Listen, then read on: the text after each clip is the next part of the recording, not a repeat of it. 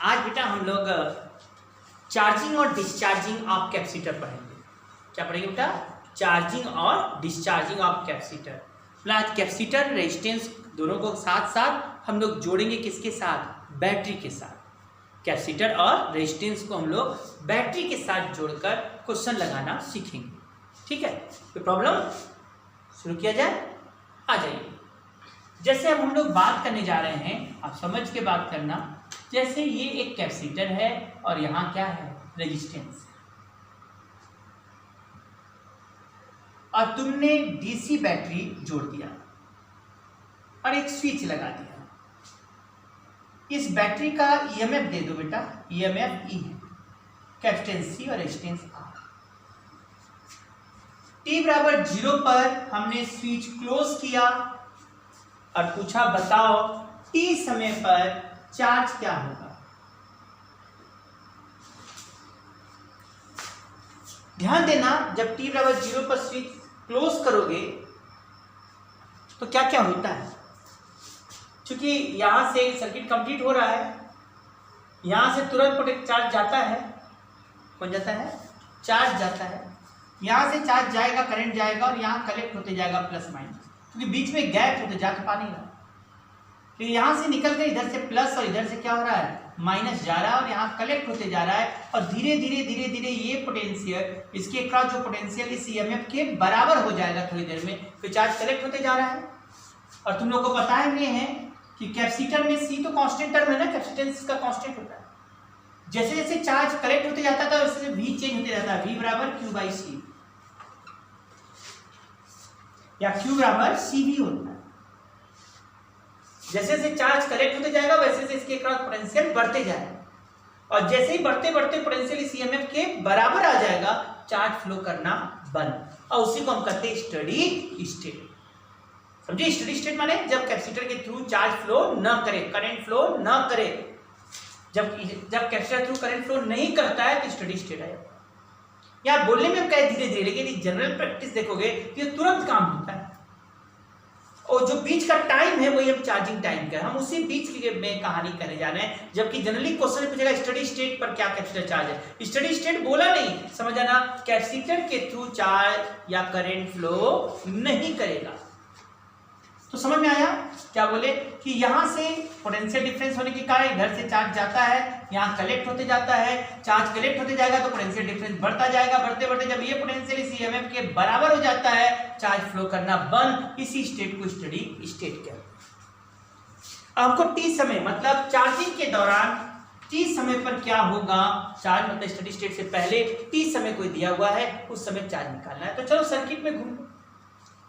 Circuit में घूमेंगे तो ऐसे चलेगा बेटा, करंट इधर प्लस और इधर क्या हो गया? माइनस।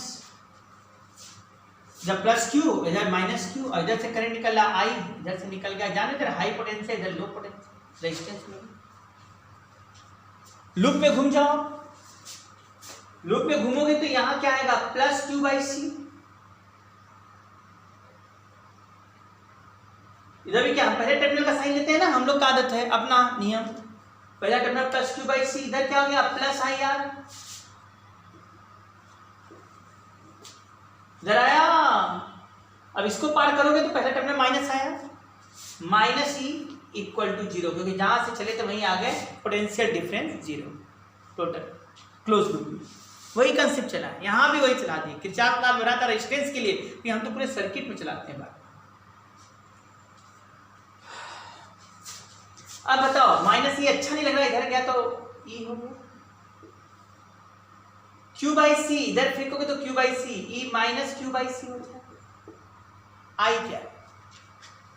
आई होता है rate of flow of charge. पढ़ा चुका rate of flow of charge. अरे ध्यान दो यहां पर जा तुम। यदि ये ऐसे जा रहा है तो आई बराबर d Q by D T हो जाएगा। वैसे D Q by D T, क्योंकि जिस रेट से प्लेट पर चार्ज कलेक्ट होगा, जिस रेट से प्लेट पर चार्ज कलेक्ट होगा, क्या उसी रेट से चार्ज फ्लो भी होगा क्या? तो rate of flow of charge और rate of collected charge on the plate same है, तो आई बराबर d Q by D T का। बड़े अच्छे से आई की जगह हम लोग क्या रख दिए? D Q by D T. और यहां आर है, अब जब ध्यान देना ई सी माइनस क्यू बाई सी और इस आर को नीचे कर दो, तो यहां क्या आ गया D Q by D T.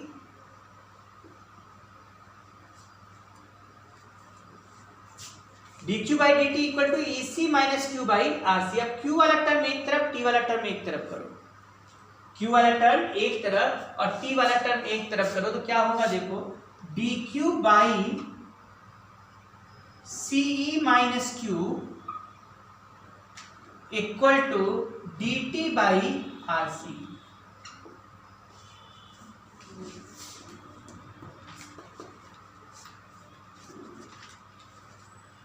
अब इधर भी इंटीग्रेशन लगाओ, इधर भी इंटीग्रेशन लगाओ। क्या बताओ, t बराबर 0 पर कैपेसिटर पर कोई चार्ज नहीं था और t समय पर कैपेसिटर पर q चार्ज ये निकालना है।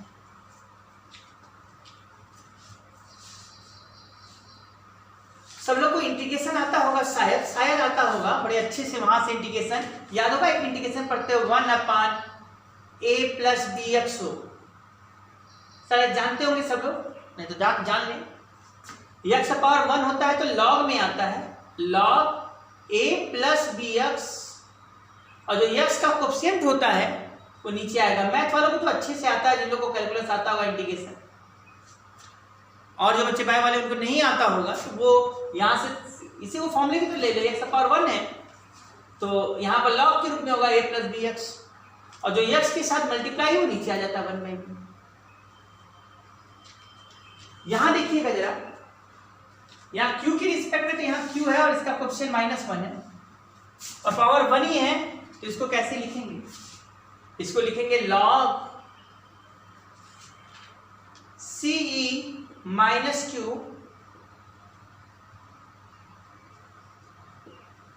और यहां का जो b की जगह यहां क्या है -1 है, तो 1/-1 मतलब -1 ही रह जाएगा।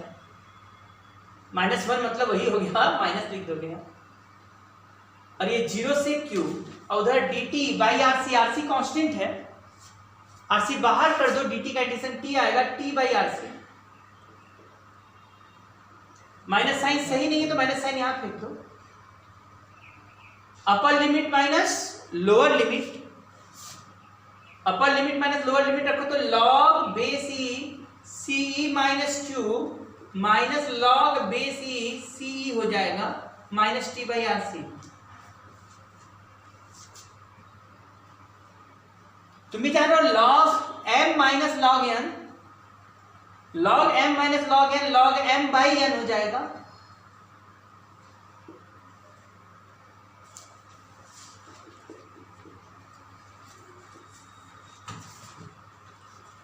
यहाँ log बेस ई है, इसको इधर पावर, जानो ना log बेस ई है, इसको पावर पर भेज दो तो ये टर्म आ जाएगा। तो बड़े अच्छे से लिख सकते हैं CE minus Q by CE equal to e पर power minus T by R C.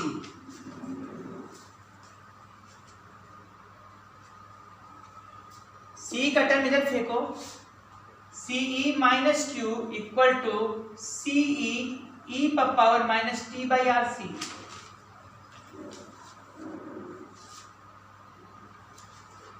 Q का वैल्यू कितना निकल कर आएगा, Q का वैल्यू एक तरफ कर लो, Q का वैल्यू CE 1 माइनस ई पर power minus T by R C.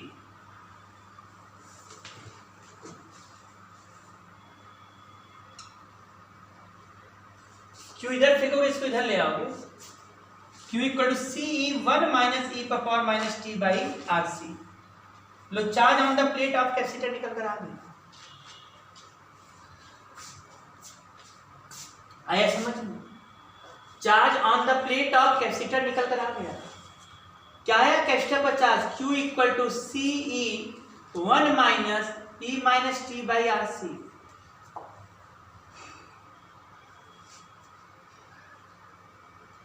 फिर से बात करते क्या यार, क्लियर हुआ कि नहीं सबको? क्या अब सब लोग एक बार पूरा नोट कर लो यहां तक, फिर हम लोग आगे बढ़े। इसको नोट कर लीजिए, सब लोग नोट कर लीजिए बढ़िया से, फिर हम लोग आगे बढ़ते हैं। अरे पॉज करके भी नोट कर सकते हो, पॉज कर लो, नोट कर लो।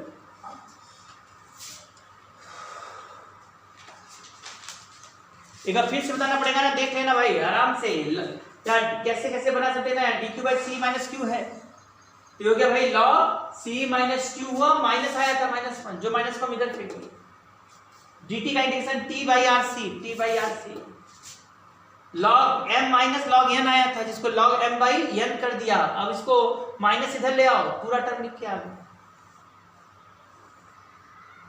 अब जरा यहां ध्यान देंगे, अब यहां से पढ़ाई शुरू होता है, ये याद होना चाहिए सब लोगों को। q बराबर C E 1 minus e power minus t by R C. ध्यान देना अब जरा एक बात को, यहां t बाई आर सी है तो जानते हो ना पावर डायमेंशनलेस होता है, तो r इंटू सी का वही डायमेंशन होगा जो टाइम का डायमेंशन है। और आरसी क्या है, कांस्टेंट भी है किसी सर्किट का, आरसी क्या है, किसी सर्किट का कांस्टेंट भी है। तो इसका मतलब है r इंटू सी को हम टाउ कहेंगे, और टाउ माने टाइम कांस्टेंट। कहेगा ना सर्किट का टाइम कांस्टेंट बताओ, समझा, r इंटू सी पूछ रहा है। और जो c इंटू ई है बेटा उसको हम क्यू नॉट कह रहे हैं, और इसको लिखने का तरीका हो गया क्यू सी ई है ना, q बराबर Q not 1 minus E power minus T by tau. और समझ लोगे ये क्यू नॉट स्टडी स्टेट पे चार्ज है। हम क्या कहते हैं स्टडी स्टेट कब आता है, जब चार्ज जाते जाते यहां का पोटेंशियल इस ईएमएफ के बराबर हो जाए, मतलब उस समय क्यू नॉट कितना हो जाएगा, सी इंटू ई, सी भी होता है यहाँ का भी ई के बराबर होता है, इसलिए कहते हैं क्यू नॉट क्या है, स्टडी स्टेट में चार्ज। तो Q naught is the charge on the plate of capacitor at steady state। 1 minus e power minus t by tau, tau क्या है, टाइम कांस्टेंट, और इसका वैल्यू r इंटू सी है।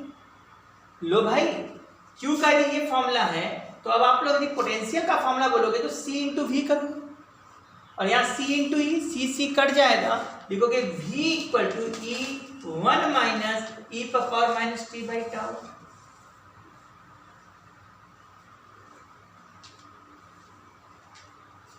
V potential difference है, तो potential difference का formula V equal to, जरा ध्यान देना अच्छे से, V इक्वल टू क्या हो गया, E 1 minus E minus T पर टाउ।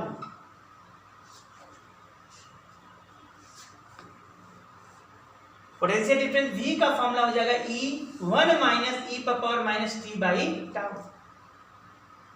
अब कोई तुमसे बोले करेंट का फॉर्मूला क्या होगा, I, तो I बराबर d Q by D T.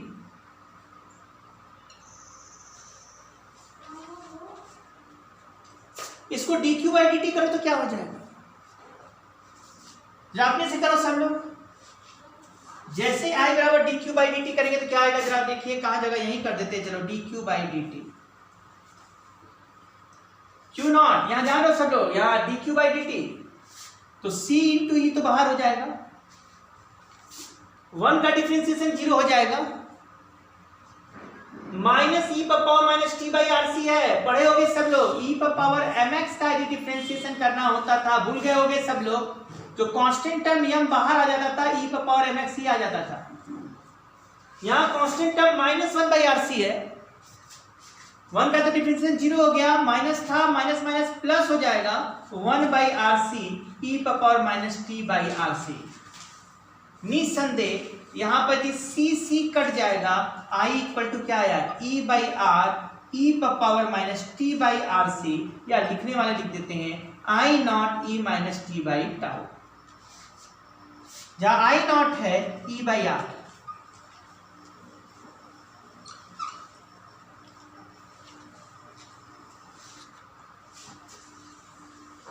पहले सब लोग चार्ज का, पोटेंशियल का और करंट कैसे समझना, I बराबर dq बाई dt, मैंने कुछ नहीं किया, इस q को t के रिस्पेक्ट में डिफरेंशिएट किया तो c बाहर आ गया, 1 t कांस्टेंट, डिफरेंशिएशन 0 हो जाएगा, e power minus t by tau है तो ये आगे आ गया rc, और यहाँ बड़े आराम से माइनस माइनस कदम सॉल्व कर लो, निकल कर आ जाएगा ये रिलेशन।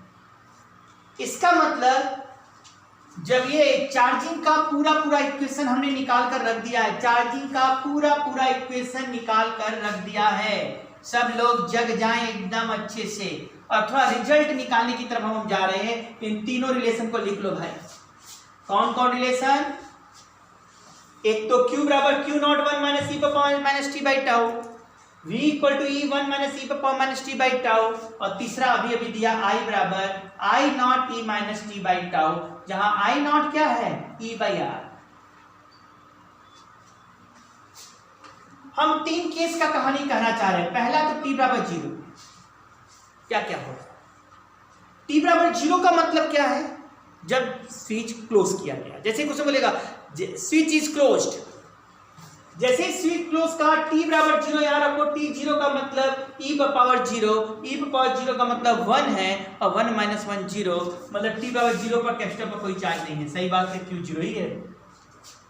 t बराबर 0 पर पोटेंशियल भी 0 आ जाएगा, लेकिन t बराबर 0 रखेंगे तो I नॉट के बराबर है, मतलब I बराबर E बाई आर।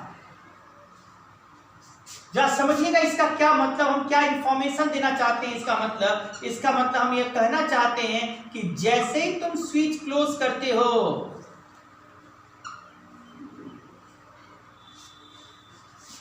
इसमें फ्लो होने वाला करंट E बाई आर है, मतलब E और R पर डिपेंड करता है, कैपेसिटर होते हुए भी ना होने के बराबर है।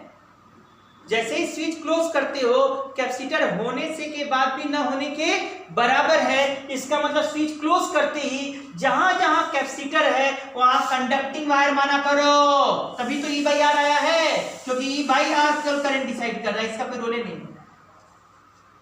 तो हम लोग न्यूमेरिकल लगाते समय क्वेश्चन में ध्यान देते, जैसे कहेगा स्विच इज क्लोज, इसका मतलब जहां जहां कैपेसिटर भाई साहब हैं वहां वहां कंडक्टिंग वायर होना चाहिए।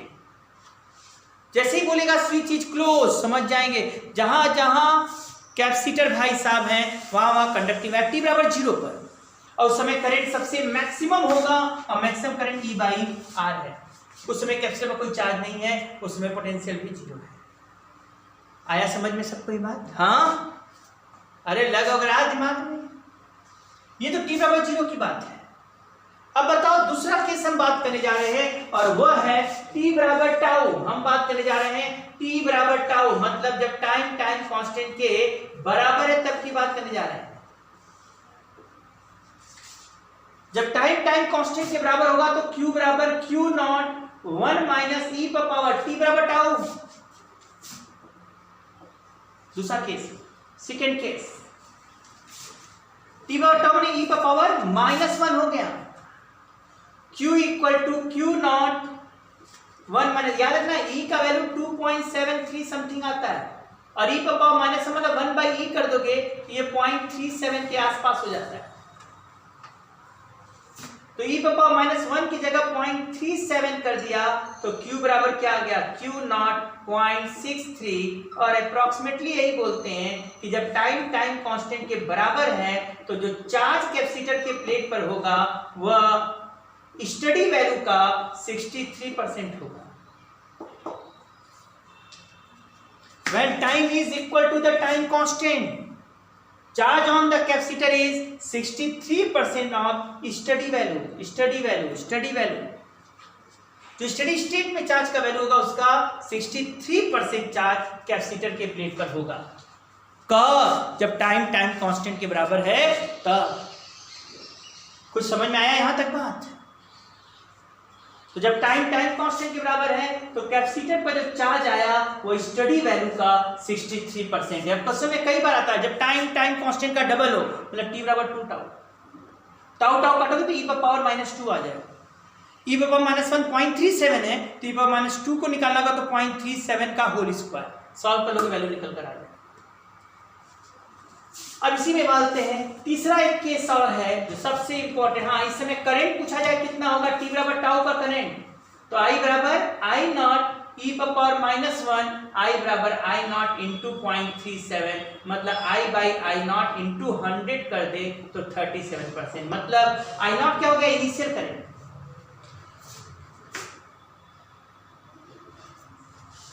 तो कह सकते हो जब टाइम कांस्टेंट के बराबर है उसमें जो करंट फ्लो कर रहा है इसमें वो इनिशियल करंट का 37% करंट फ्लो कर रहा है उसमें, और चार्ज जो कैपेसिटर के प्लेट पर है वो 63%।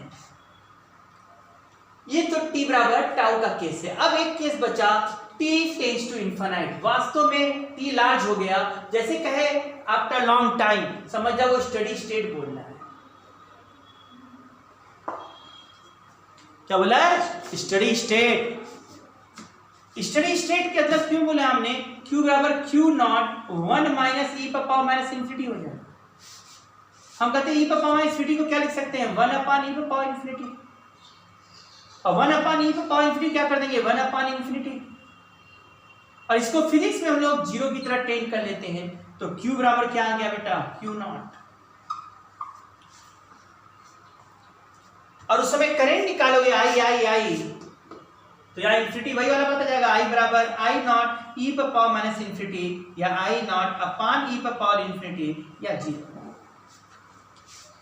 यही तो हम बोले थे, t बराबर जीरो पर जिधर कैपेसिटर होगा उधर करंट पास नहीं करेगा। स्टडी स्टेट में, स्टडी स्टेट में कैपेसिटर के थ्रू करंट पास नहीं करता, उस समय चार्ज जो Q है वह C इंटू ई के बराबर है, और सब का सब पोटेंशियल यहीं गिर जाएगा, करंट फ्लो करना बंद कर देगा। कुछ आया समझ में? पढ़े थे ना? कहो पढ़े थे सब? हाँ, लो भाई, बात करते करते इतना कहानी हम लोगों ने समाप्त कर दिया। कुछ आया सब लोगों को? थोड़ा थोड़ा बोलिए। नहीं आया? नींद आ रहा है? समझ में आ रहा है कुछ की नहीं? तो जगो सब लोग। ये किसकी बात कर लिया बेटा हम सब लोगों ने? ये सब बात किया चार्जिंग ऑफ कैपेसिटर। अब इसका ग्राफ कैसा बनेगा? ग्राफ, यदि QT का ग्राफ बोला जाए, चार्ज और टाइम के बीच का ग्राफ, सर ये ऐसा जाएगा, और जब टाइम कांस्टेंट के बराबर है तो ये मान लो t टाउ है, उस समय ये कितना बोल सकते हो? 0.63 Q नॉट। और ये कहां तक जा रहा है? Q नॉट तक जा रहा है स्टेडी स्टेट। बोला जाए इसमें करंट और टाइम का ग्राफ कैसा आएगा? I और T का ग्राफ।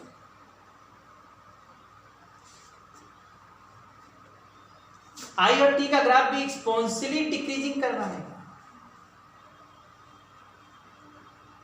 I और T का ग्राफ खींचोगे तो ये एक्सपोनेंशियली डिक्रीजिंग कर रहा है।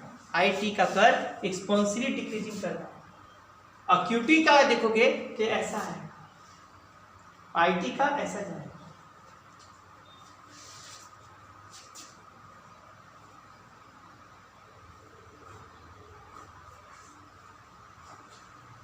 कर लिया?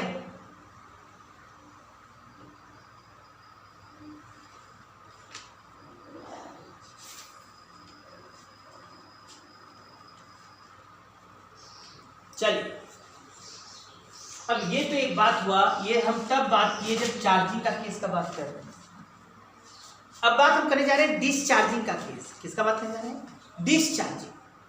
चार्जिंग समझ में आया कि नहीं सब लोगों को? इक्वेशन समझ में आया कि नहीं? चार्जिंग में खास बात क्या क्या बात, ध्यान, बाद में भी क्वेश्चन लगेगा तो मजा आएगा। अभी हम पहले चाहते हैं कि पूरा नियम पहले आ जाए, है ना भाई? नियम पूरा सीख ले, पहले फॉर्मूला तो कलेक्ट हो जाए, तब ना खेलना शुरू किया जाए। खेल नहीं रहे भाई, अभी मैंने केवल फॉर्मूला सीखा है। क्या क्या पॉइंट आया? टाइम कांस्टेंट RC होता है, t बराबर 0 पर कैपेसिटर का एक कंडक्टिंग वायर की तरह काम करता है। स्टडी स्टेट में कैपेसिटर के थ्रू करंट नहीं जाता, सब का सब चार्ज कैपेसिटर पर आ जाता है, पोटेंशियल आ जाता है, जैसा अभी बना के दिखाया। डिस्चार्जिंग में क्या होता है सुनो, जैसे कह देगा ये कैपेसिटर है और इसको कैपेसिटेंस C है और इस पर चार्ज ऑलरेडी Q नॉट है, इस पर चार्ज Q नॉट ऑलरेडी है, और इसको हम लोग रेजिस्टेंस से कनेक्ट करते हैं।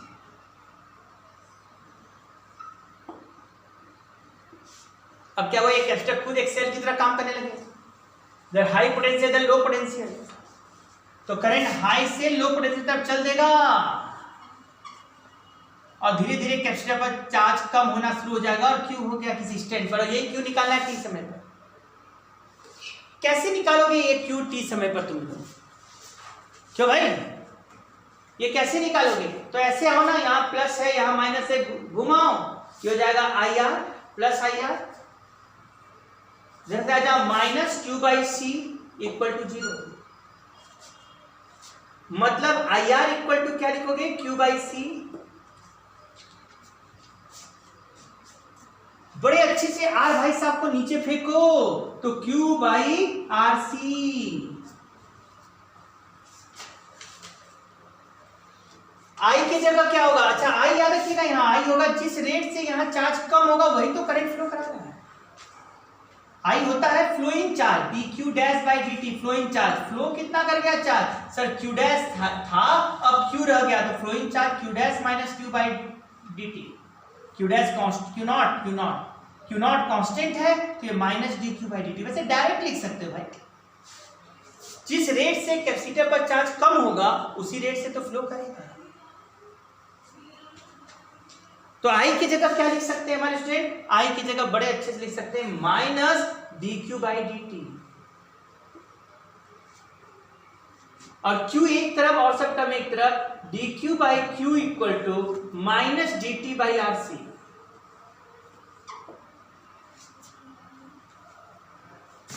टी बराबर 0 पर चार्ज कितना है? Q not. टी पर हमको चार्ज निकालना है।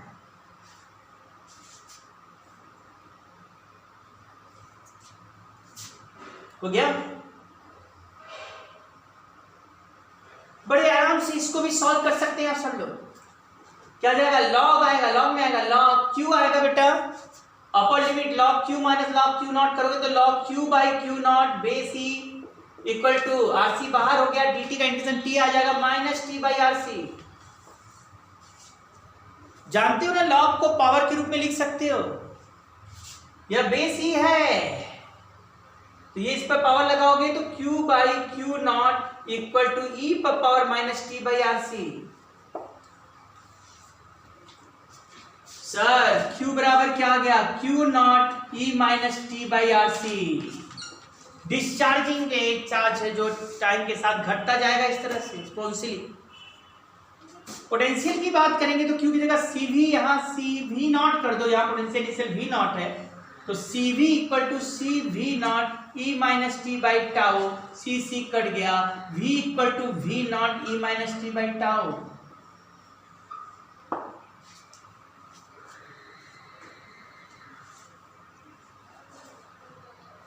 ठीक है?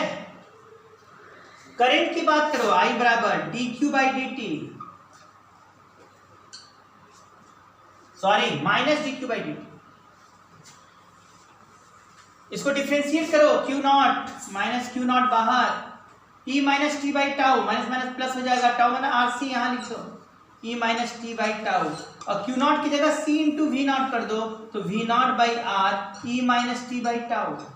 तो आई बराबर I not e minus T by tau.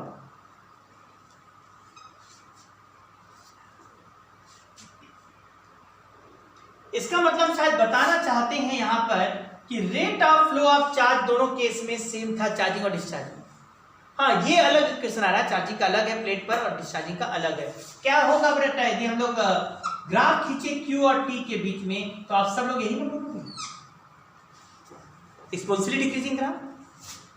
V और T के बीच का भी ग्राफ क्या आएगा? एक्सपोनेंशियली डिक्रीजिंग आएगा।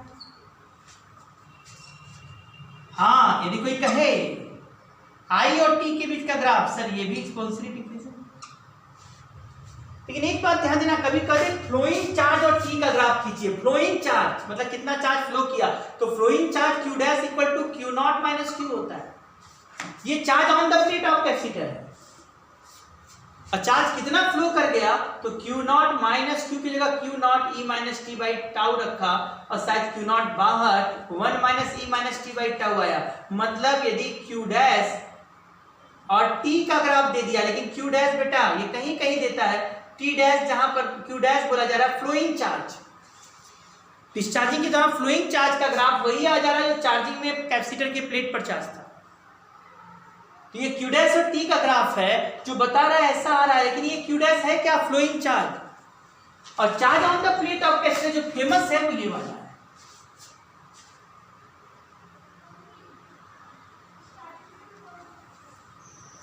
आया कि नहीं सब कुछ? तो मतलब इसमें टाइम के साथ चार्ज भी एक्सपोनेंशियली डिक्रीज होता है, पोटेंशियल भी एक्सपोनेंशियली डिक्रीज होता है, और करंट भी टाइम के साथ एक्सपोनेंशियली डिक्रीज होता है। इसका सब कहानी निकालना आसान है, या आप भी समझ रहोगे, इसमें कोई दम ऐसा नहीं है कि जिससे बहुत प्रेशर दिया जाए आप लोगों को। जैसे समझिएगा, यदि हम t बराबर 0 का केस लिया जाए तो q बराबर q नॉट होगा, v बराबर v नॉट होगा और i बराबर i नॉट होगा। t बराबर 0 सब 0 का e पावर 0 आ जाएगा। t बराबर टाउ कहोगे तो q बराबर q नॉट e पावर -1 मतलब q नॉट इंटू 0.37, मतलब उस समय कैपेसिटर पर चार्ज जो होगा वो हम कह सकते हैं 37%। और उस समय करंट भी निकालोगे, I बराबर I नॉट e पावर -1 होगा और ये 0.37 हो जाएगा I by I not. Percentage निकालोगे तो यह भी 37% ऑफ इनिशियल करंट। और जब t टेंड्स टू इनफिनिट होगा सब कुछ 0 हो जाएगा, q भी 0 हो जाएगा, पोटेंशियल भी 0 हो जाएगा इसके क्रॉस और करंट तो खत्म हो ही जाएगा। समझ में आया बात? इसमें लॉन्ग टाइम बाद ये पूरा नोट कर लीजिए।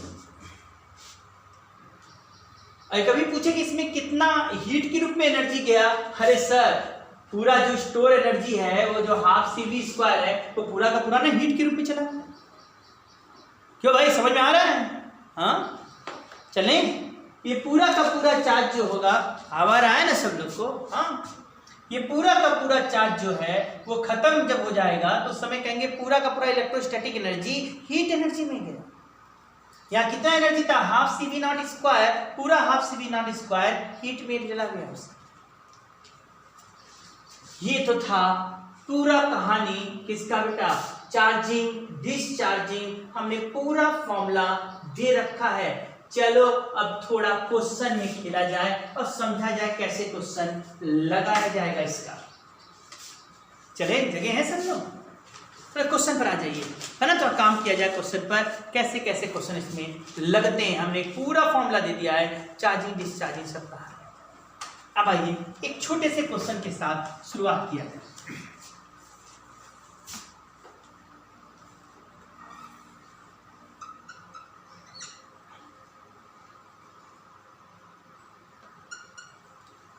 समझ में आ रहा होगा यहां तक?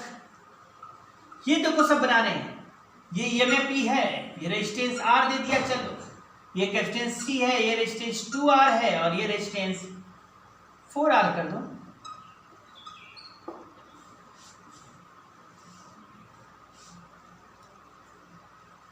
और यहां स्विच दे दो।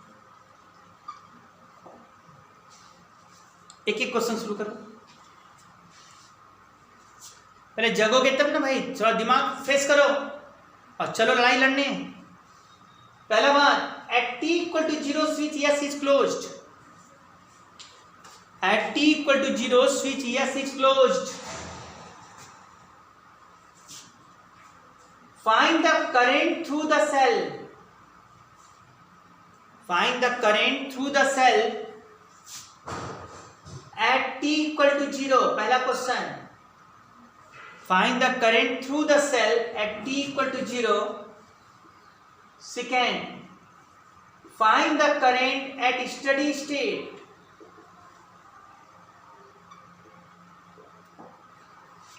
Find the current at steady state। Third, find the charge on the capacitor at steady state। Find the charge on the capacitor। Find the charge on the capacitor at steady state।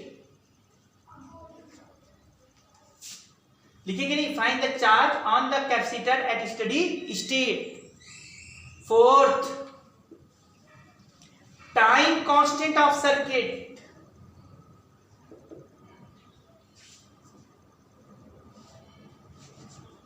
Fifth, charge on the capacitor at time t।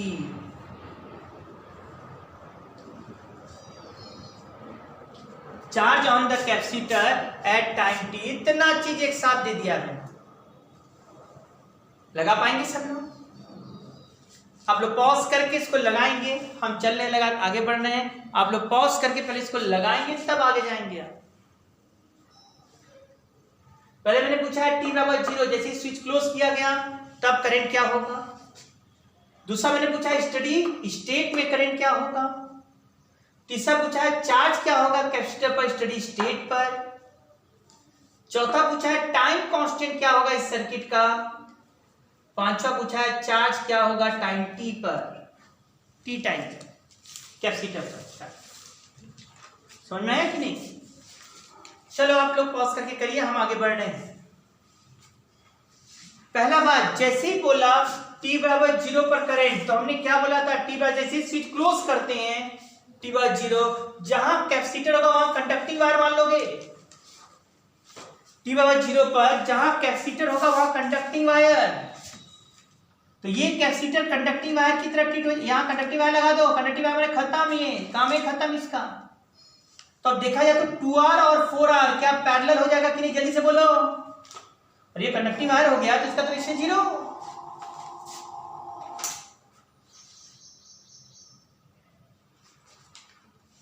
और ये देख रहे होगे, ये यहां से यहां इसको करते तो 2R और 4R पैरेलल हो चुका है। अब जरा आप लोग बताओ 2R 4R पैरेलल है तो ऐसे लिख सकते हो ना 1/2R प्लस 1/4R, जगह हो। और इक्विवेलेंट निकालो 3/4R, पलट दो 4R/3। इस पूरे की जगह क्या लिख देंगे 4R/3, और 4R/3 और R क्या हो गया सीरीज में हो गया बेटा। तो क्या लिखोगे 4R/3 प्लस R, तो ये 3R प्लस 4R कितना हो गया 7R/3।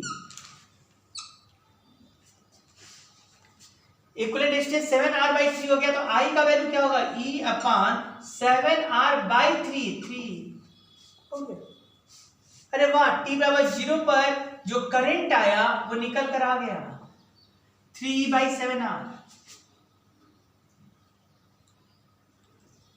3/7R हो गया। सॉल्व करो जल्दी, बड़ी अच्छे से होगा भाई। अब दूसरा केस ये खत्म हो गया बेटा, ज्यादा यही पूछता है t बराबर 0 पर और स्टडी स्टेट पर करंट। t बराबर 0 पर करंट निकाल चुके, स्टडी क्या करना है, जब t बराबर 0 पर करंट निकालना है तो क्या करना था जल्दी से बताओ हमको। पहले ही आपको कैपेसिटर को कंडक्टिंग वायर की तरह बना दो। 2R 4R तक पैरेलल हो जाएगा, 4R 2R कितना हो जाएगा बेटा, सॉल्व करोगे 4R/3, 4R/3 एक बन गया रेजिस्टेंस पूरा, 4R/3 और R सीरीज में 7R/3, I बराबर E/7R/3 कर दो, करंट आ गया, बुझवानी हो सकता था। अब स्टडी स्टेट में करंट, ध्यान देना जैसे ही स्टडी स्टेट बोला इधर करंट नहीं जाएगा, जैसे स्टडी स्टेट बोले जहां जहां कैपेसिटर वहां वहां जाम लग जाएगा, उधर नहीं जाएगा करंट। तो भाई इधर करंट नहीं गया, तो करंट गया किधर, ऐसे गया। तो ये रेजिस्टेंस होते हुए भी ना होने के बराबर, जिसमें करंटे ना जाए और रेजिस्टेंस काम नहीं करता सर्किट में। तो करंट का रास्ता तो ये है, और इन दोनों ये देखा जाए तो इस समय ये काम ही नहीं कर रहा है तो बेकार हो गया। तो ये दोनों रेजिस्टेंस क्या हो गया सीरीज में, करंट सेम जा रहा है दोनों में। इससे 4R प्लस R क्या हो गया 5R, इसमें चिल्ला के लिख सकते हो I बराबर E/5R।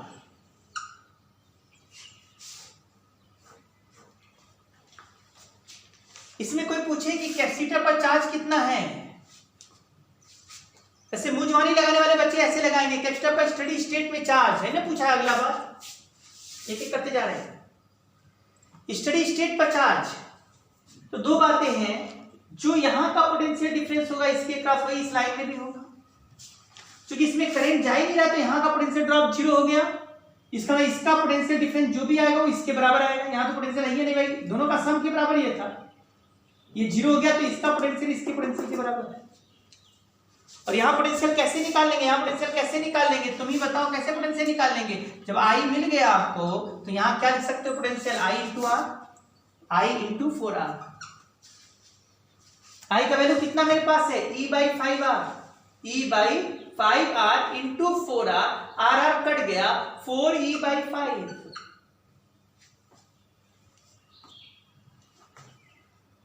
I into 4R, I की जगह E/5R into 4R, R cut गया 4E/5।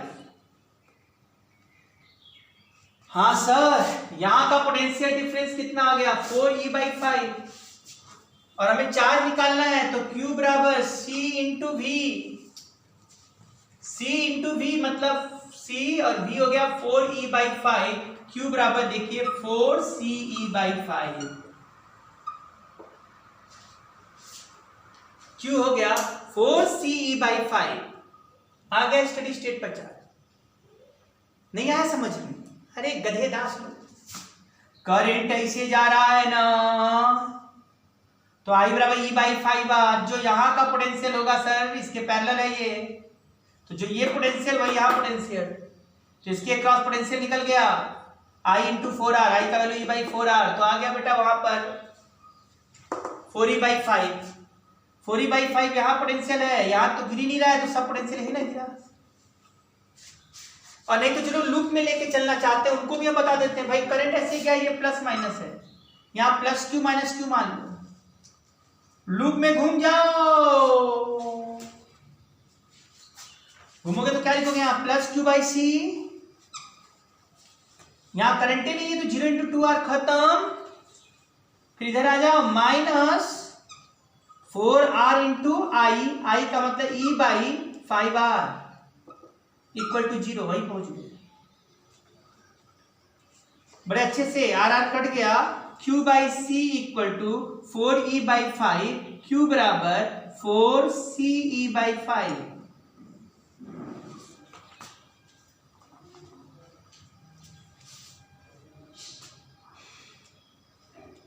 Q बराबर 4CE/5। क्या आया कि नहीं यहां तक है? बड़े आराम से हम लोग इसको लिख सकते हैं, नोट कर ले सब लोग।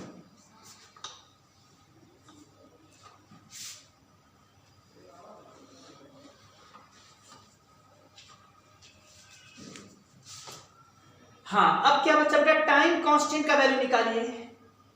क्या निकालिए? टाइम कांस्टेंट निकालिए। कैसे निकालेंगे टाइम कांस्टेंट? चलिए ये भी सीख लिया जाए, टाइम कांस्टेंट कैसे निकाला जाएगा।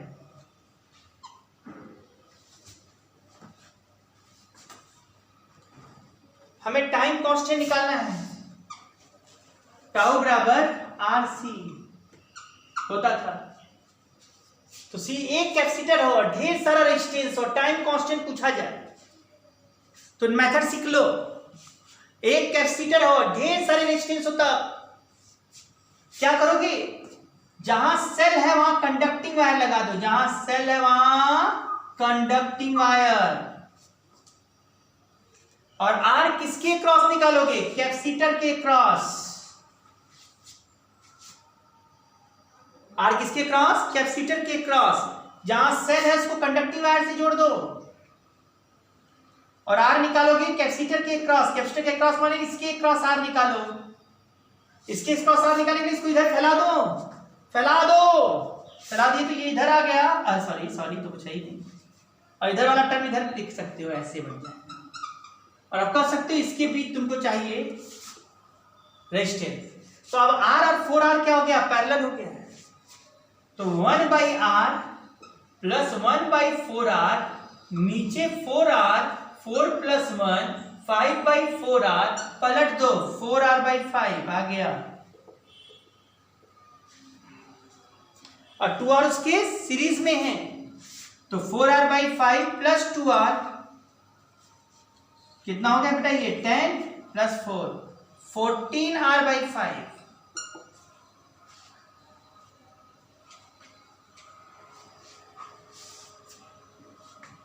क्या है 14R/5? जरा बताइएगा यहां से। 4R/5 प्लस 2R, 14R/5 क्या है? 14R/5, 14R/5 इसके बीच का इक्विवेलेंट रेजिस्टेंस है।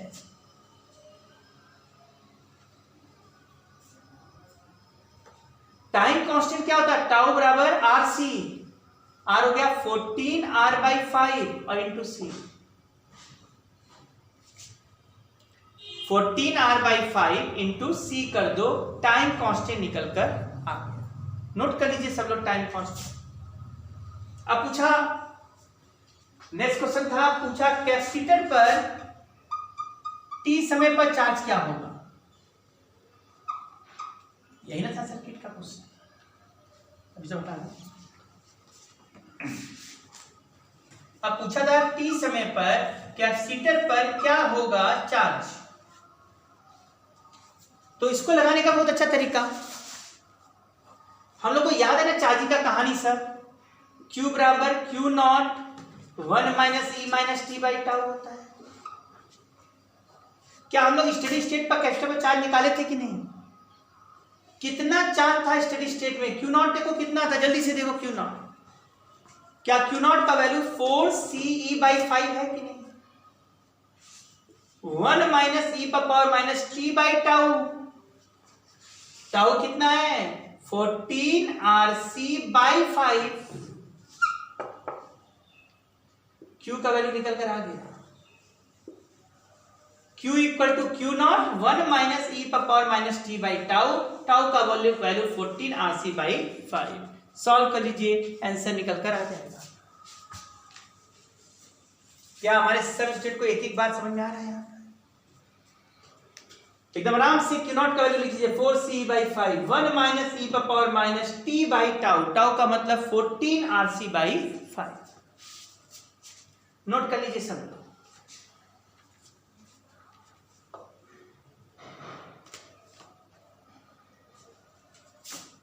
यहां तक काम खत्म।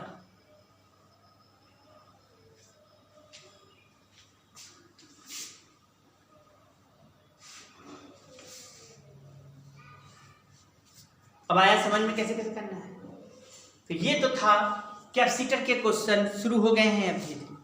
क्या यहां तक लग जाएंगे कि नहीं सबसे? हाँ लगा ले जाओ सब लोग। अब एक क्वेश्चन और दिया जाए क्या? एक क्वेश्चन और दिया जाए, जल्दी से बात करो जल्दी।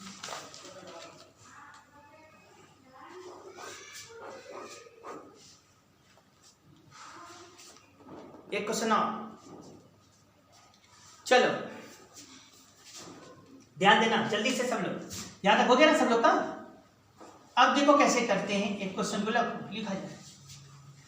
ये सेल है, नहीं ऐसे मजा नहीं आ रहा है, रुक जाओ रुक जाओ, चलो ऊपर बनाई दिए तो बनाई दिए, नहीं बनाई दिए नहीं बनाई दिए, इधर आ जाओ।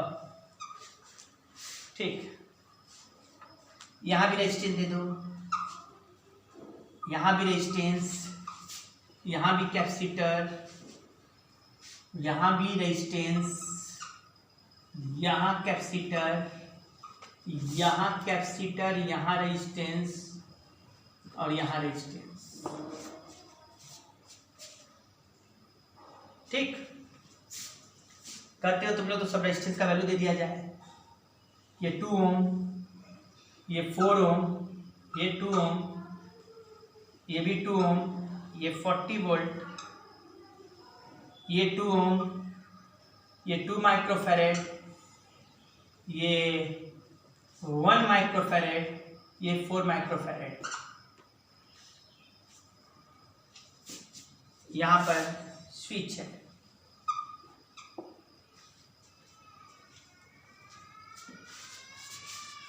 at t equal to 0 switch S is closed.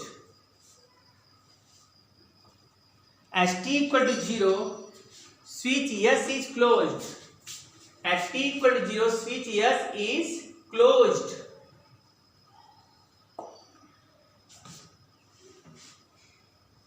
At t equal to 0 switch S is closed.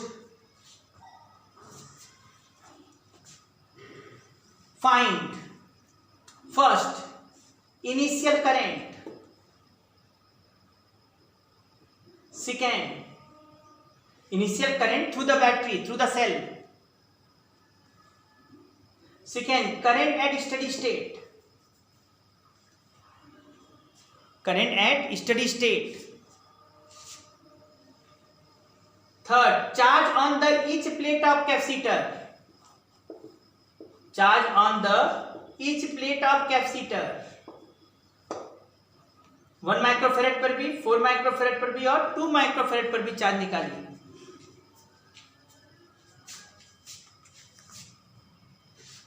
Charge on each plate of capacitor,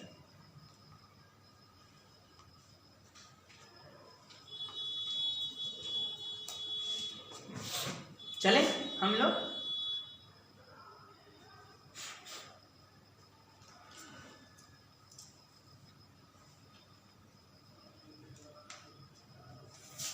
T बराबर 0 पर करंट चाहिए, स्टडी स्टेट पर करंट चाहिए,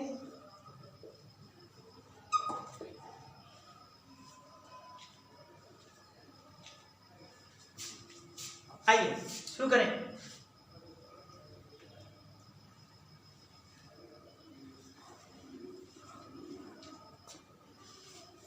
आइए अब शुरू करते हैं। जैसे ही कहा टी बराबर 0 पर करंट, आप लोग जरा ध्यान देना, टी बराबर 0 मतलब स्विच क्लोज करते ही जहां जहां कैपेसिटर वहां कंडक्टिंग वायर। टी बराबर 0 पर जहां जहां कैपेसिटर है कंडक्टिंग वायर, जैसे यहां कंडक्टिंग वायर लगाएंगे तो रेजिस्टेंस बेकार, तो रेजिस्टेंस का दोनों एंड शॉर्ट सर्किट हो गया। शॉर्ट सर्किट माने बेकार रेजिस्टेंस, तो रेजिस्टेंस बेकार हो गया। यहां से यहां भी कैपेसिटर के कंडक्टिंग वायर लगाए तो ये रेजिस्टेंस भी बेकार। तो टी बराबर 0 पर इस लाइन में केवल 2 ओम रह जाएगा। इस पूरी लाइन में ये दोनों पर कंडक्टिंग वायर लग जाता है तो 4 ओम है, कंडक्टिंग वायर चढ़ गया तो ये रेजिस्टेंस बेकार, ये रेजिस्टेंस बेकार, केवल 2 ओम इस लाइन में बचा। और इस लाइन में कैपेसिटर पर कंडक्टिंग वायर लग गया तो यहां भी केवल 2 ओम बचा। 2 पैरेलल हो गया, पैरेलल 1/2 प्लस 1/2 2/2 1 आ जाएगा, 1/1 1 आ जाएगा। इसका रेजिस्टेंस 1 आ गया, 1 + 2, अरे ये पूरा 1 हो जाएगा और ये बचेगा 2, 1 + 2 3। आई बराबर सही बोला जाए तो शुरू में 40/3 है टी बराबर 0।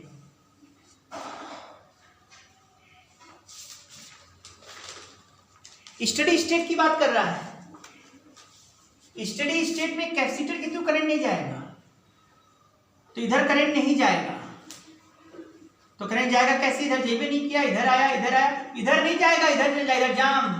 जहां जहां कैपेसिटर उधर करंट नहीं जाएगा स्टडी स्टेट। यहाँ आया, इधर जाम, इधर बगल का गली ले लिया भाई, और ऐसे करते हुए इधर नहीं जाएगा, ये पूरा सर्किट कंप्लीट।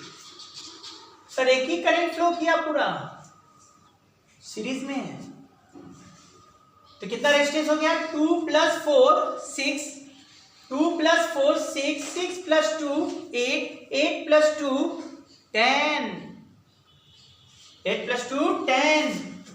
तो आई बराबर क्या लिख दिया? 40/10 मतलब 4 एम्पियर।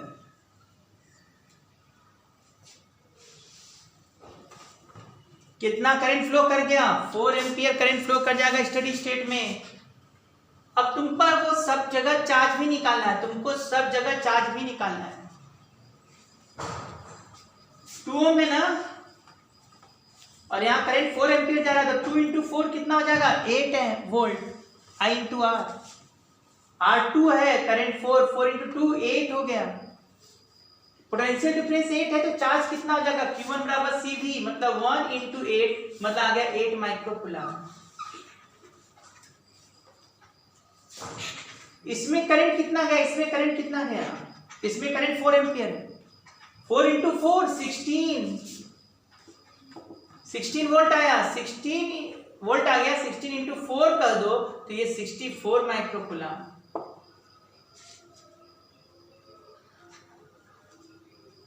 अब तुमको यहां चार्ज निकालना है। यहां चार्ज कैसे आ जाएगा? जरा ध्यान देना, करंट कितना जा रहा है? 4 एम्पियर, 4 एम्पियर करंट जाएगा तो देखो भाई, कुछ आए तो ठीक, जानो इधर करंट भी नहीं किया तो जो यहां का पोटेंशियल होगा वही तो होगा। और यहां का पोटेंशियल निकालने के लिए हम ऊपर का भी सहारा ले सकते हैं और नीचे का भी सहारा ले सकते हैं।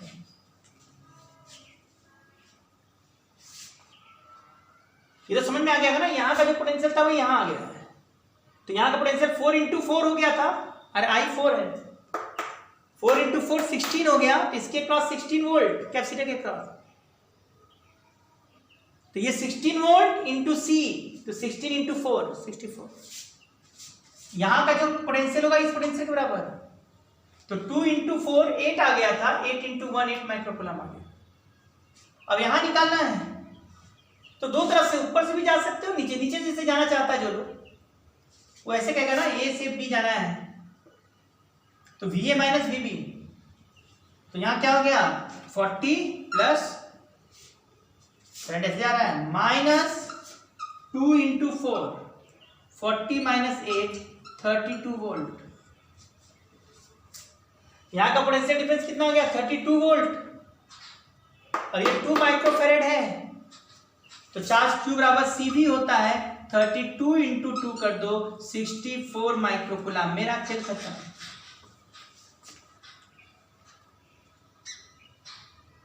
समझ में आया कि नहीं बात क्या?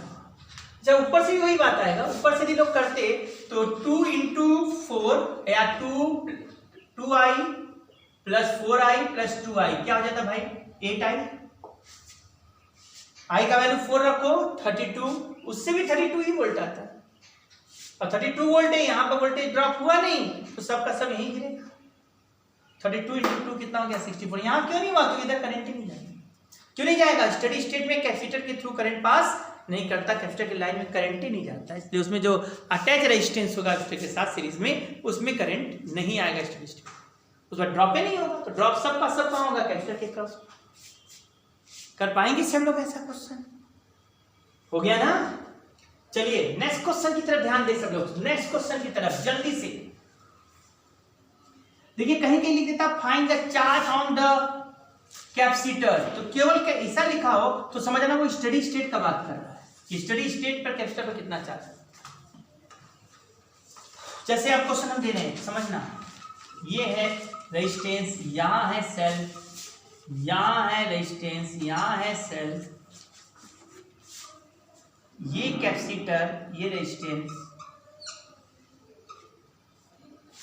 यहां है resistance, cell, resistance, cell,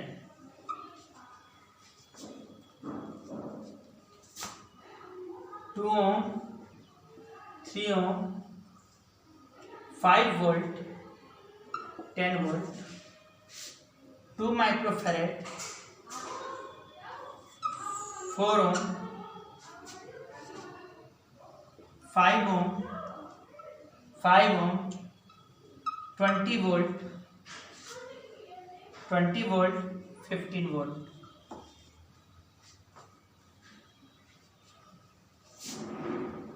Find the charge on the capacitor at steady state. Find the charge on the capacitor at steady state. Find the charge on the capacitor at steady state.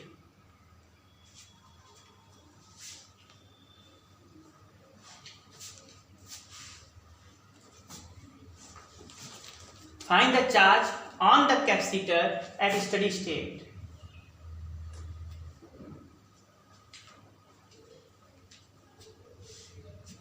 सब लोग लगाओ जल्दी से।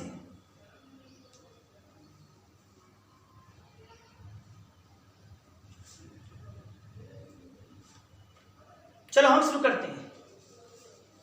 हम लोग कैसे करते सुनो, स्टडी स्टेट है ना, तो समझिए इधर करंट नहीं जाएगा। अब एक पूरा लूप बना लो, यहां से करंट आई निकाल लो, आई जानो, यहाँ के प्लस से आई निकला तो यहाँ माइनस में आई पहुंचना चाहिए। अब ये आई लेके इधर से चल दिए, इधर करंट जाएगा ही नहीं, पूरा आई जा रहा है, पूरा आई जा रहा है, कहीं नहीं बटेगा, यहाँ बटेगा ही नहीं, आई पूरा आ गया। जानते आई कैसे? ये plus minus plus minus plus minus plus minus. आप भी समझ रहे हो, इधर करंट जाएगा ही नहीं, इधर करंट नहीं गया मतलब ये रेजिस्टेंस होते हुए भी यहाँ वोल्टेज ड्रॉप नहीं होगा। तो जो इस दो पॉइंट मान लो ए और बी, जो VA माइनस VB का पोटेंशियल डिफरेंस आएगा वही यहां भी आएगा। या तो पोटेंशियल डिफरेंस मान लो, या तो प्लस क्यू मान के लूप में भी घूम सकते हैं,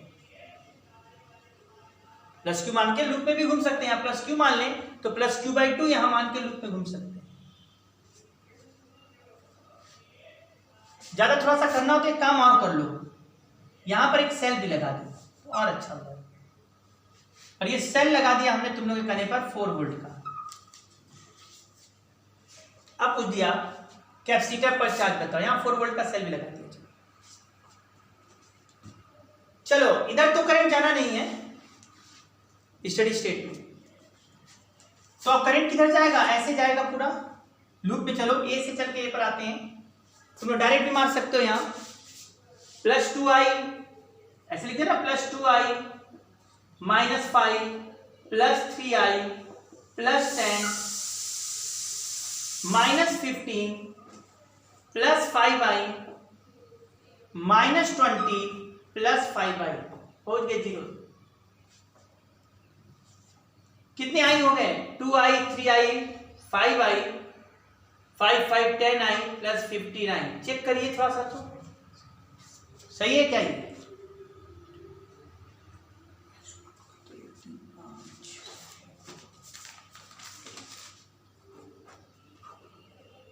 हाँ सही है, ये हो गया 59। इधर कितना हो गया बेटा? -15 -5 -15 -5 -20 प्लस 10 -10 -20 -30। क्या 30 आया क्या? देखो जा सकते कुछ गड़बड़? सही है गड़बड़ है? देखो भाई, -15 -5 -20 -10 -30 सही। I = 2 एम्पियर आ गया। अब तुम्हें चार्ज निकाला ना, कुछ ना समझ में आए, यहाँ प्लस क्यू मान लो और यहाँ माइनस क्यू मान लो। उल्टा होगा तो अपने आप क्यू निगेटिव आ जाएगा। ठीक है, मान लो, करो कोई दिक्कत नहीं। ए से चलकर हम ए पर आ जाते हैं। चलो आना आता है। चलो क्या होगा यहाँ? +q/2।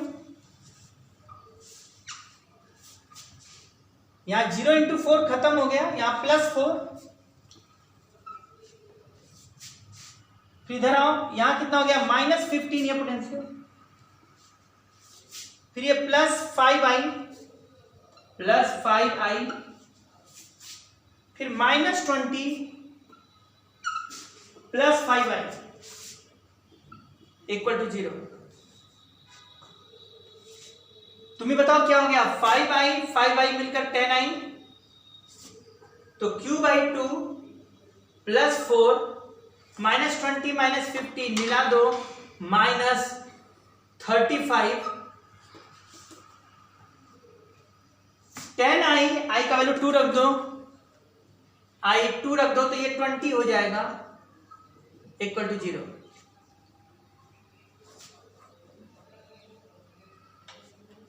तो q/2 क्या ध्यान देंगे, ये 24 हो गया।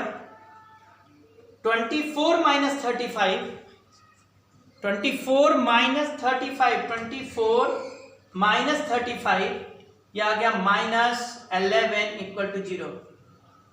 मतलब q/2 = 11, q = 22 microcoulomb. Steady state पर कैपेसिटर पर चार्ज कितना आ गया? 22 माइक्रोकूलम। सॉल्व कर लेना सब लोग। स्टडी स्टेट पर कैपेसिटर पर चार्ज आ गया 22 माइक्रोकूलम। आया समझ में सब लोग? कंप्लीट करें। चलिए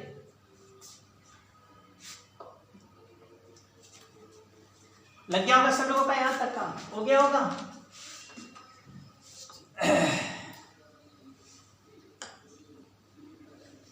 तो इस तरह से ऐसे क्वेश्चन आप लोग लगा सकते हैं यदि चाहेंगे तो, है ना? सब लोग लगा के रखो। एक क्वेश्चन दे देते हैं, आप लोग लगा के रखे रहिएगा। ठीक, आप लोग लगा के रखिएगा।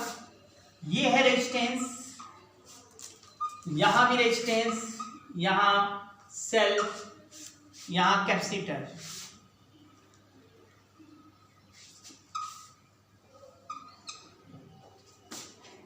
यहां से भी रेजिस्टेंस दिखाया गया, यहां से भी रेजिस्टेंस दिखाया जा रहा है। यहां से रेजिस्टेंस, यहां सेल्फ, ये रेजिस्टेंस, एक रेजिस्टेंस, ये रेजिस्टेंस, इधर से रेजिस्टेंस, ये भी रेजिस्टेंस। ये चलो 2 ओम, 4 ओम, 4 ओम, 2 ओम, 1 ओम, 2 ओम, 4 ओम, 2 ओम, 1 ओम, 3 ओम, 2 ओम, 4 ओम।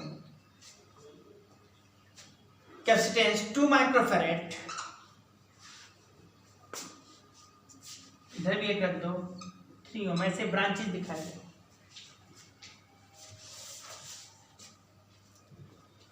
यहां 20 वोल्ट, यहां 10 वोल्ट, इधर से करंट 2 एम्पियर, इधर करंट 3 एम्पियर, 3 एम्पियर,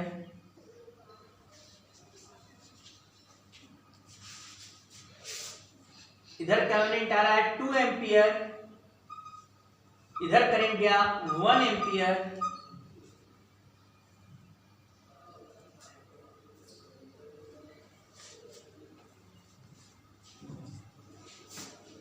इधर 1 एम्पियर, इधर 2 एम्पियर।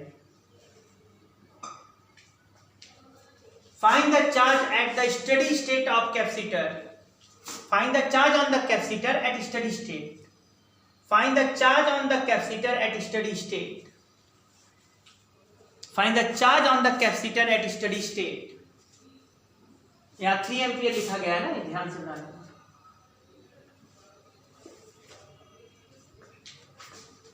यहाँ 2 एम्पियर है, पहचान में आ रहा होगा सबको।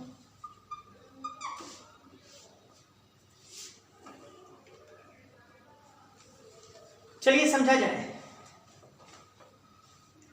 देखिए यहां टेक्निक था केवल 3 2 कितना हो गया 5, इधर चार्ज नहीं जाएगा, करंट नहीं जाएगा क्योंकि स्टेडी स्टेट में कैपेसिटर नहीं जाएगा, तो इधर चल गया 5 एम्पियर करंट, 5 एम्पियर का करंट। फिर देखिए यहां जंक्शन ला लग रहा है, 5 एम्पियर इधर से आ रहा है, 2 एम्पियर इधर से आ गया 7, 1 एम्पियर इधर चल गया तो इधर जाएगा 6 एम्पियर, 6 एम्पियर इधर है, इधर कितना जाएगा, इधर कितना जाएगा पता नहीं क्योंकि तो ब्रांचेस दिखा रहा है, इसके आगे भी ब्रांच है, मतलब ये एक नेटवर्क दिया गया किसी का। इमस कह रहा है यदि ये ओपन होता ना तो करंट ही नहीं जाता, ये ओपन नहीं है, ये एक ब्रांच है किसी सर्किट का। तो इधर भी सर्किट है, इधर भी सर्किट है, सब सर्किट है, क्योंकि ओपन होता तो करंट ही नहीं जाता। तो सीधा सीधा बात हो गया, इधर 6 एम्पियर आया, इधर से भी कुछ जा रहा होगा नहीं पता चल रहा है, तो इधर से पता चल गया, इधर दिखाया 2 एम्पियर गया, इधर 1 एम्पियर गया, और इधर से कोई आ ही नहीं सकता, करंट जा सकता है, तो इधर से आने वाला करंट 3 एम्पियर होगा, तभी संभव है। हो गया था। यदि हमको इस पर चार्ज निकालना है तो हमको इसके बीच का पोटेंशियल डिफरेंस चाहिए, क्योंकि ये तो रेजिस्टेंस है, यहाँ कोई ड्रॉप नहीं होगा पोटेंशियल का सब ड्रॉप इसी के क्रॉस होगा। तो यहाँ का पोटेंशियल डिफरेंस निकल जाए तो काम हो जाओ, पोटेंशियल डिफरेंस के लिए घूम जाओ, VA माइनस VB लाइन से, ये प्लस ये माइनस, ये प्लस ये माइनस, क्योंकि करंट इधर जा रहा है, प्लस माइनस शुरू करिए। 5 इंटू 4 क्या हो गया +20, फिर -20, फिर ये +12, फिर यहां +10, फिर +24,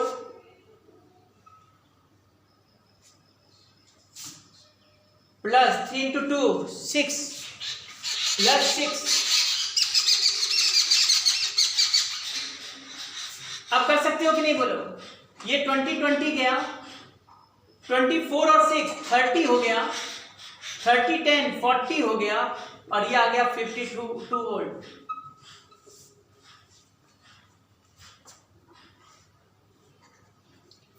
volt. VA minus VB 52 volt हो गया है। Q बराबर CV, C2 है और ये 52 वोल्ट हो गया, तो कह दोगे 2 इंटू 52 मतलब 104 माइक्रोकुलाम। चार्ज कितना हो गया 104 माइक्रोकुलाम हो गया होगा सब लोगों का। बोलिए टफ था ये सब क्वेश्चन? एकदम टफ नहीं है, तो लग जाएंगे ऐसे क्वेश्चन सब लोगों से? बोलिए। तो ऐसे खूब ढेर सारे क्वेश्चन होंगे जहां जहां कैपेसिटर है, बस ध्यान देना स्टडी स्टेट में कैपेसिटर के थ्रू करंट पास नहीं करता, इसी से लगाकर तुम्हें सब क्वेश्चन में दिमाग चलाना है। अब जितना प्रैक्टिस करेंगे उतना बेहतर होंगे। कैपेसिटर के डिस्चार्जिंग पर यदि आप क्वेश्चन चाहते हैं तो 1-2 क्वेश्चन लगा लीजिए, बस काफी है उतना क्वेश्चन, है ना। डिस्चार्जिंग में डायरेक्ट फॉर्मूला बेस्ड क्वेश्चन होते हैं, तो लिखिएगा एक क्वेश्चन।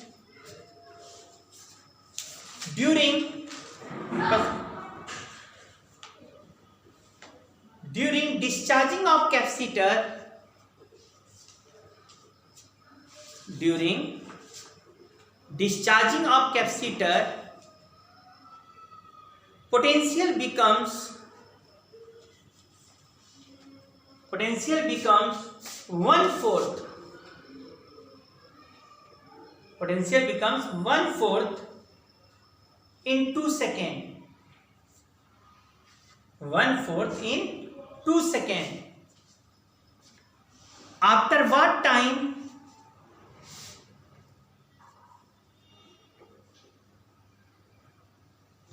potential will be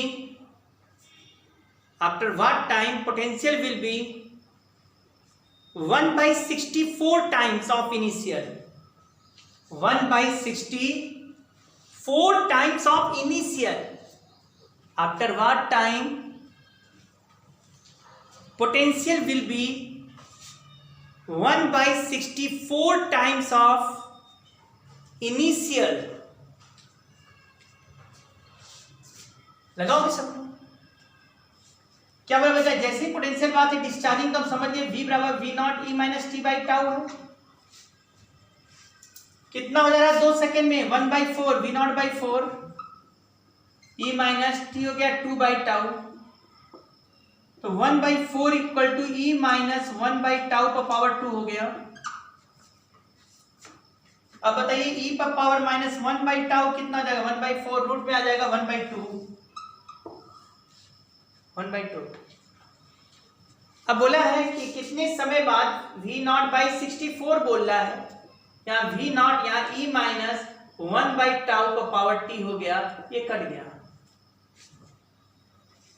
इसको 1/64 को यदि 1/2 के टर्म में लिखना चाहे 6 हो जाएगा।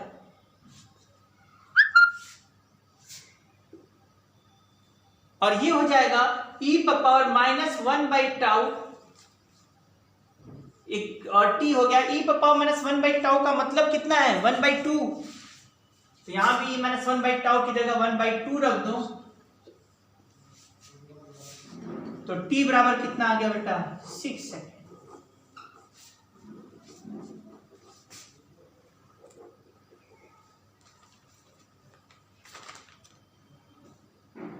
ठीक है, T बराबर 6 सेकेंड। बस इसी तरह की क्वेश्चन